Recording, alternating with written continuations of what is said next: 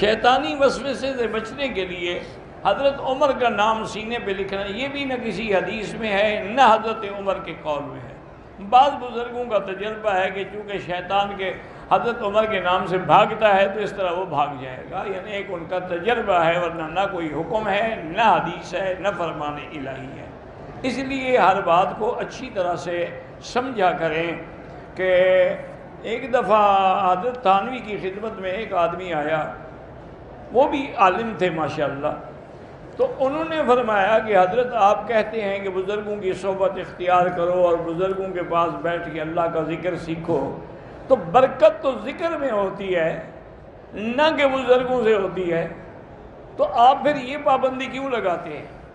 انہوں نے فرمایا میرا بھائی اگر تلوار ہو اور دھار بھی تیز ہو وہ خود بخود کاٹتی ہے یا اس کو پکڑ کے تلوار کو کوئی استعمال کرے گا؟ تو جب تک پکڑ کے کوئی تلوار کو استعمال نہ کرے وہ بیکار ہے۔ اس لیے جب تک تمہیں اللہ والوں کی صحبت نہ ہوگی تمہیں وہ ذکر کے مراتب حاصل نہیں ہوں۔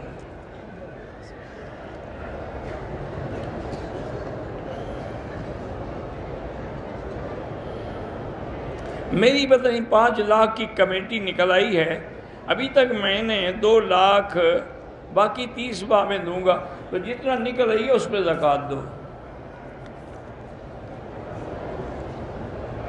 ماں باپ کے پاؤں چھونا کوئی منع نہیں ہے، لیکن یہ جھک کے چھونا جو ہے یہ ناجائز ہے۔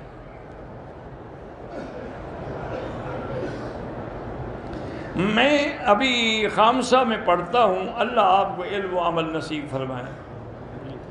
دکان یا مکان کے کرائے پر جو زکوٰۃ ہے جب سال گزرے تو زکوٰۃ دیں گے۔